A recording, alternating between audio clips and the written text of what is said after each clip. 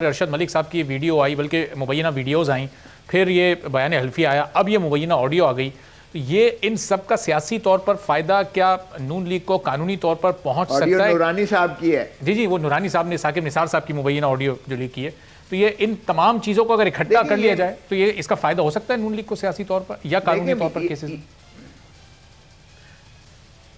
دیکھیں یہ بہت سنگین سیریس بات ہے.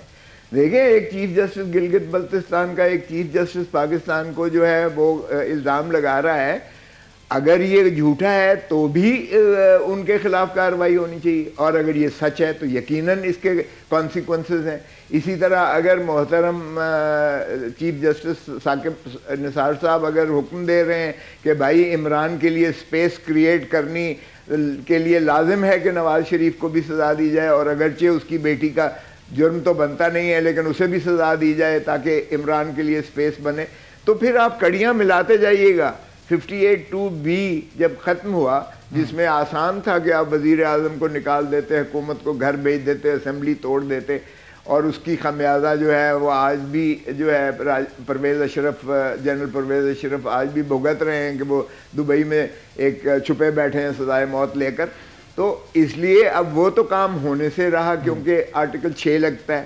اب اگر دوسرے حربے آ جاتے ہیں کہ سلیکٹڈ والی بات ہو جاتی ہے، مینیپولیشن والی بات ہوتی ہے کسی وزیر اعظم، اب 3 وزیر اعظم اس ملک کے دیکھیں کس طرح سے منقطع ہوئے. شہید ذوالفقار علی بھٹو کو پھانسی دے دی گئی، اور ایک جج صاحب جو پھانسی دینے میں مستوجب ہوئے انہوں نے تسلیم کیا کہ میں نے دباؤ کے تحت فیصلہ کیا تھا. وہ ریفرنس آج بھی پینڈنگ ہے. دوسرے وزیر اعظم دیکھیے ہمارے جو تھے اپنا گیلانی صاحب، محترم یوسف رضا گیلانی صاحب، 5 سیکنڈ کی سزا کی انہیں کہ خط نہیں لکھا، خط نہ لکھنے کی پاداش میں، اور انہیں بھی گھر بھیج دیا گیا. حالانکہ اور پھر تیسرا محترم نواز شریف صاحب کو گھر بھیج دیا گیا. اگر دیکھیں اس طرح سے 45 سیکنڈ. اب مجھے بتائیے گا کہ آئین کے اندر ایک طریقہ درج ہے کہ اگر آپ نے prime minister leader of the house کو گھر بھیجنا ہے تو آپ عدم اعتماد کی ان کے خلاف تحریک لائیں گے، اور کوئی طریقہ انہیں گھر بھیجنے کا نہیں ہے. لیکن یہ ایک نئی ڈیوائس نکال لی گئی اس کو گھر بھیجنے کی. تو میں سمجھتا ہوں کہ اس طرح جمہوریت مضبوط کبھی بھی نہیں ہوگی. اداروں کو اپنے اپنے حدود و قیود کے اندر رہنا پڑے گا. ابھی ریسنٹلی دیکھیے گا کہ جو آسمہ جہانگیر کے اس پر جو کنونشن پہ جو ایک سینئر وکیل جو کہ سابقہ سپریم کورٹ کا جو ہے بار ایسوسی ایشن کا صدر بھی رہا ہے، اس نے بانگ دہل ان کے موجودگی میں کہا کہ ایسی عدالت، جی میں انہی کی بات کر رہا ہوں. اور پھر جس طرح سے برہمی کا اظہار چیف جسٹس آف پاکستان کی جانب سے آیا، وہ بھی میں حیران ہوں. اور پھر اسی نشست کے یعنی میٹنگ کے جو چیف گیسٹ تھے، کیونکہ آخر میں چیف گیسٹ ہی بولتا ہے، اس کے چیف گیسٹ محترم نواز شریف صاحب تھے.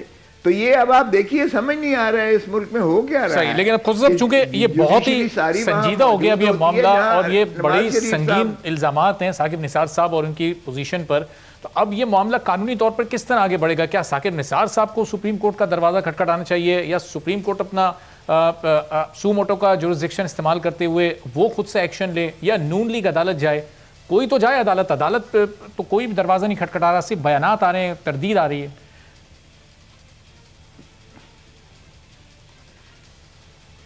کون سی عدالت؟ کس عدالت میں جائیں؟ دیکھیں اس عدالت میں جہاں خود چیف جسٹس جو ہے ان کو سزا کرنے والے ہیں، اس عدالت میں جائیں جس میں ان کی اپیلیں زیر تجویز ہیں، جس میں اس پر اس کو توہین عدالت کا نوٹس انصار عباسی کو دے دیا ہے، جو بہت ہی ایک مستند قسم کے آپ کے جو ہے وہ رپورٹر ہیں.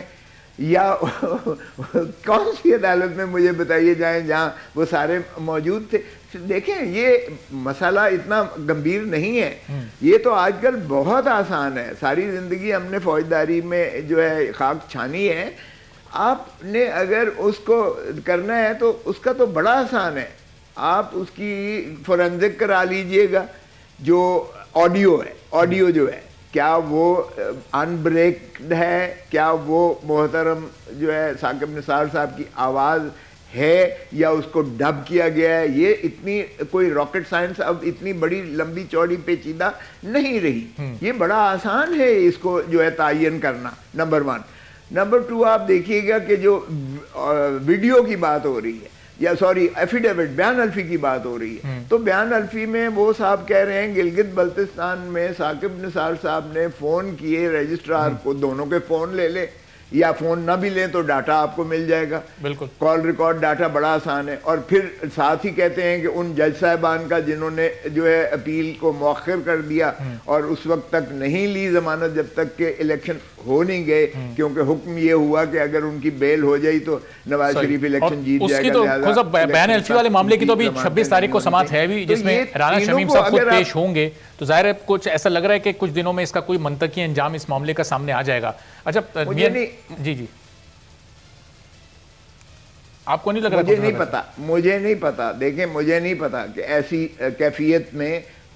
ایسی کیفیت میں کوئی انصاف مل سکے گا.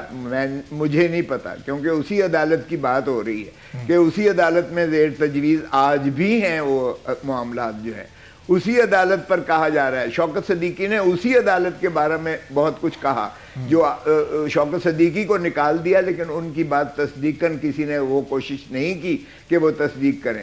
وہ اس وقت کے چیف جسٹس جو موجود ہیں ان پر بھی وہ الزام لگا رہے تھے کہ بینچ توڑ دی گئی, بینچ ہٹا دی گئی وغیرہ وغیرہ. میں اس میں زیادہ تفصیل میں نہیں. ٹھیک ہے, خود بس آخر میں ایک مختصر ذرا یہ میاں نواز شریف یا مریم نواز کی سزا سے متعلق تو آڈیوز ویڈیوز اور مبینہ بیانات سامنے آ رہے ہیں. آصف علی زرداری صاحب, ان کی ہمشیرہ فریال تالپور صاحبہ پر بھی کیسز چل رہے ہیں, لیکن ان سے متعلق ہم کوئی اس طرح کی مبینہ آڈیو یا ویڈیو یا اس طرح کا کوئی ثبوت کہیں کوئی نظر نہیں آ رہا. یا پیپلز پارٹی سے متعلق کہیں کوئی بات چیت نہیں ہوئی, کسی کی فون پر کسی کی ویڈیو نہیں بنی ہوئی.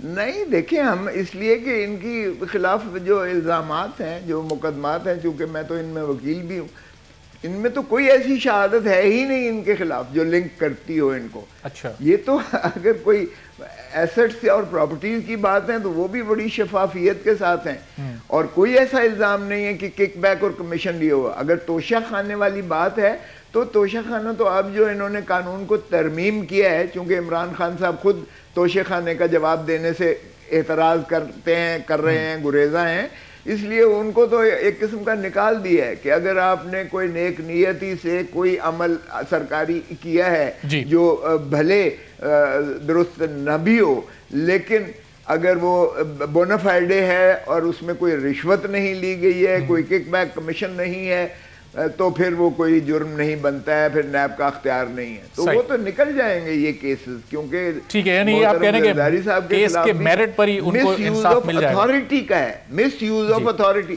مس یوز آف اتھارٹی کو نکال دیا ہے اب انہوں نے.